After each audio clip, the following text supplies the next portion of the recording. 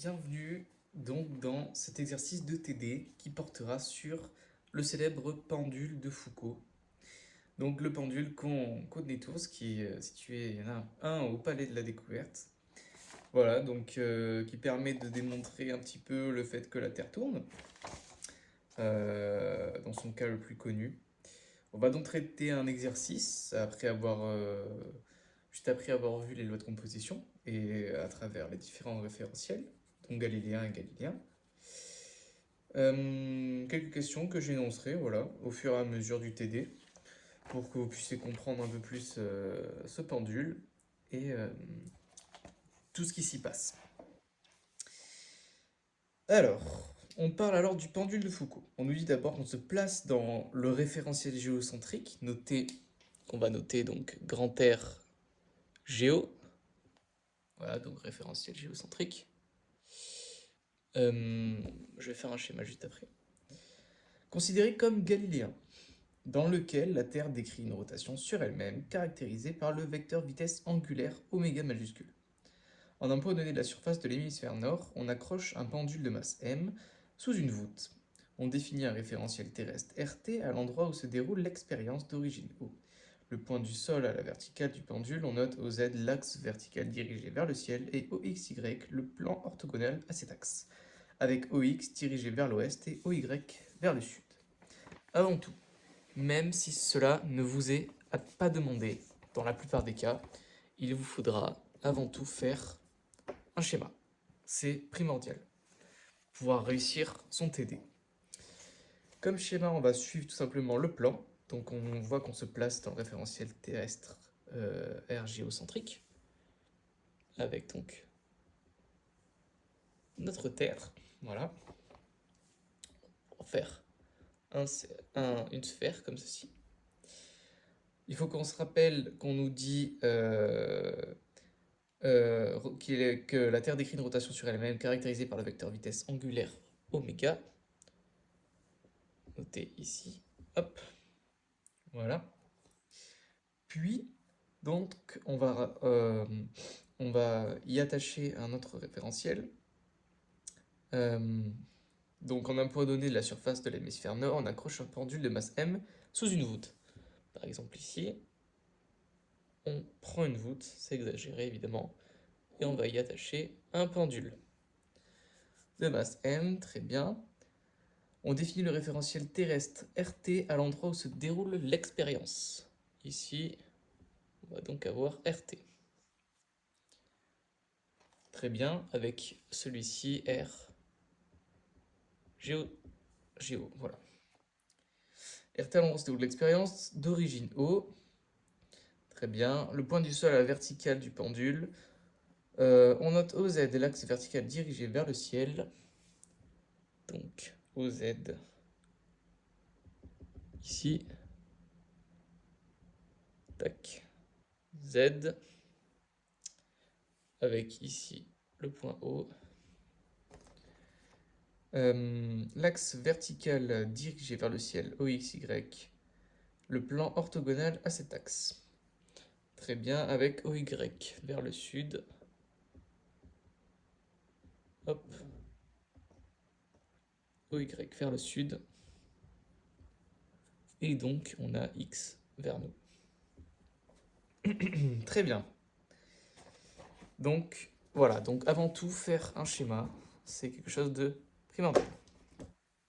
C'était même la première question. Faire un schéma de la Terre et du pendule en faisant figurer le vecteur oméga majuscule et les axes du référentiel RT. On a tout. Question 2. On néglige les frottements du pendule avec l'air. Listez les forces qui s'appliquent sur le pendule. Qu'est-ce qui s'applique sur le pendule? On sait déjà qu'on est proche de la Terre, donc il va y avoir la force d'attraction gravitationnelle donc de la Terre, qu'on va noter F donc de la Terre sur notre point M. Voilà. Et également, on va avoir une autre force ici par rapport à notre pendule, c'est la tension T, tension du fil. Parfait. Question 3. Si l'on étudie le mouvement du pendule dans le référentiel RT, Que faut-il prendre en compte pour appliquer le principe fondamental de la dynamique? On voit qu'on a un référentiel en mouvement par rapport à dans un référentiel galiléen, donc ce référentiel n'est pas galiléen. Il va falloir prendre en compte les forces d'inertie, comme on a pu le voir. Donc les deux forces d'inertie qu'on connaît. Donc si on étudie le mouvement du pendule dans RT, il faut prendre en compte les pseudo-forces d'inertie, FIE, donc la force d'inertie d'entraînement, et FIC, la force d'inertie de Coriolis. Voilà. Question 4. Quelle force fictive d'inertie est déjà prise en compte dans le poids du pendule? Donnez le nom et l'expression de celle qui reste à prendre en compte. Il nous reste donc à prendre en compte celle-ci. Force d'entraînement, elle est vers là-bas. Il nous reste donc à prendre en compte FIC, qui est égal à moins m fois l'accélération de Coriolis, qui est donc égal à 2m oméga RT dans R vectoriel V de R dans RT. Donc ça, on connaît cette expression. Question 5. Si on lâche le pendule d'un point situé au sud de son point d'accroche, comment sera dirigée sa vitesse dans RT? Comment sera dirigée la force d'inertie? Et vers quel point cardinal sera déviée la trajectoire du pendule? On voit que si on lâche, comme on nous dit, on lâche en premier depuis le sud par rapport à ici, on va avoir donc le pendule qui va aller vers le nord, qui sera suivant moins UY et suivant plus UZ. D'accord? On aura donc oméga vectoriel la vitesse, qui sera alors selon UX. Selon donc UX. Donc, on a la force d'inertie de Coriolis qui sera suivant l'inverse, donc l'opposé, qui sera suivant moins UX. Ça va la pousser en fait vers la droite. Donc on aura une déviation vers l'est. Question 6. Répondre successivement aux mêmes questions pour un pendule respectivement lâché d'un point au nord, puis à l'ouest, puis à l'est du point d'attache. Très bien, donc depuis le nord, qu'est-ce qu'on va avoir? On a donc le pendule qui va aller vers le sud, du nord vers le sud. Ça sera donc la vitesse oméga. Oui, donc on aura V2m qui sera suivant UY.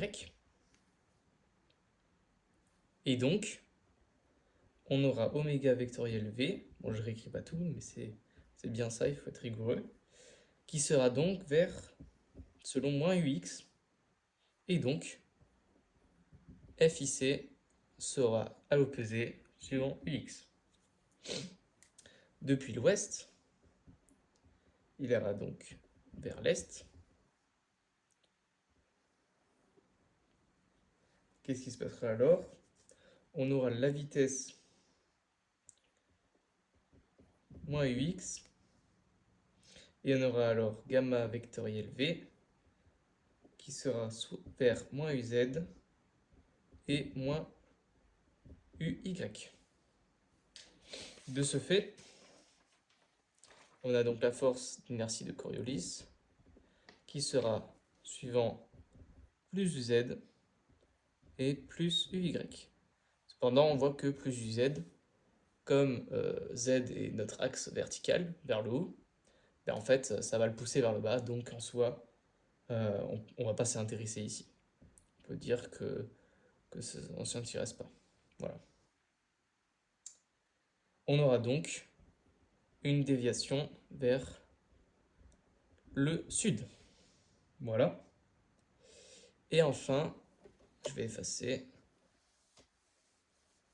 Enfin, depuis le sud, enfin depuis l'est, pardon, on aura alors le pendule donc qui va à l'opposé vers l'ouest. On aura donc la vitesse qui sera souvent plus ux. On aura oméga vectoriel v qui sera suivant uz et ux. Et donc la force d'inertie de Coriolis qui sera suivant moins uz et moins ux. Donc voilà. Donc moins uz, on s'en fiche un peu, c'est surtout ux. Suivant moins ux, on va voir, on aura donc une déviation vers... Pardon, je me suis trompé. On sera surtout, c'est plus ux ici. Ici, on sera suivant uz et uy, pardon. Hop, donc suivant moins uy, et là ça fait sens, moins uy. On sera donc déviation vers le nord. Voilà. Si on récapitule tout ça en projetant sur un schéma, on voit que en gros, en fait, le pendule va se décaler vers la droite. Pour tous les points cardinaux, par exemple, si on le jette de l'est, il va se décaler un petit peu vers la droite. Si on le jette du nord, un petit peu à droite, un petit peu à droite et un petit peu à droite. Bon là c'est exagéré quand même. Voilà, ce serait un peu moins quand même, mais c'est pour l'interprétation. Voilà. De ce fait, on a donc une déviation vers la droite. Et si on repère, encore une fois, en projetant, on va voir que le pendule, au fil du temps, il se décale un peu vers la droite, vers la droite, vers la droite, vers la droite, vers la droite, ainsi de suite. Et on voit qu'il tourne. Ça nous fait cette espèce de figure. Voilà. Bon, c'est dans l'approximation, mais c'est ce qui se passe à peu près en temps réel. Et enfin, question 8. Que devient ce mouvement si l'expérience est menée dans l'hémisphère sud et au niveau de l'équateur? On voit bien que dans l'hémisphère sud, c'est l'effet Coriolis en fait, ça sera juste dans le sens inverse. Il sera donc dévié vers la gauche, pour la question 8. Voilà, et cependant par contre, sur l'équateur, on verra alors que oméga est suivant moins uy. Oméga, donc au niveau ici, est suivant moins uy.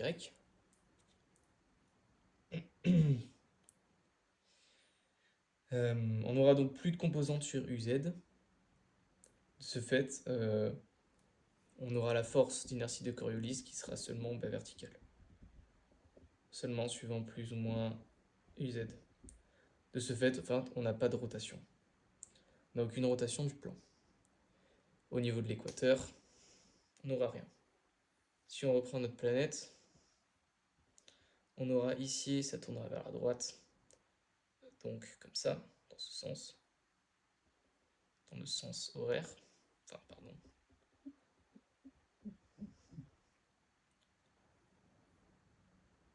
Voilà. Ici, ça tournera vers la gauche, donc ça tournera ici dans le sens horaire, oh là là, décidément, dans le sens horaire, et ici dans le sens anti-horaire. Voilà. Et ici, ça tournera pas. On n'aura pas de rotation. Voilà.